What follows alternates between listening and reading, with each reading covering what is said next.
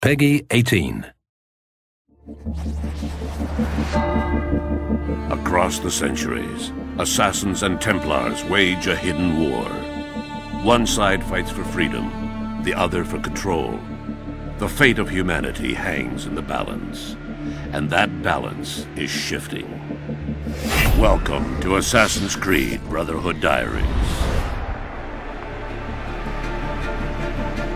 Assassin's Creed is about a grand battle between Templars and Assassins that is hidden behind the scenes of history. The Assassins are a force dedicated to maintaining and protecting our free will.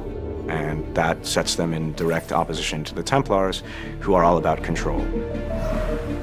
It's a very, very interesting universe where we have many levels of depth and many angles to explore. It's a totally immersive game where you get to relive amazing experience in a strong historical context. With Assassin's Creed, the fans are very important to us, and we know how many people are out there waiting for the next installment and are excited to see what's going to happen. So it's important on the story side that we deliver new twists, new turns, and that we continue the narrative the way we had begun. Assassin's Creed 1, as most of people know, was set in the Third Crusades during the 12th century. Assassin's Creed 2 was set in the Renaissance.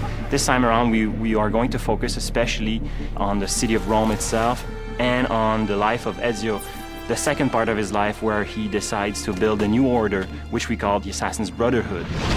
So Ezio is initially just a young guy who finds himself forced into this world that he never knew existed. He's then exposed to this war between Templars and Assassins, and then struggles and fights to find his place in things. And it just so happens to be sort of at the side of the Assassins.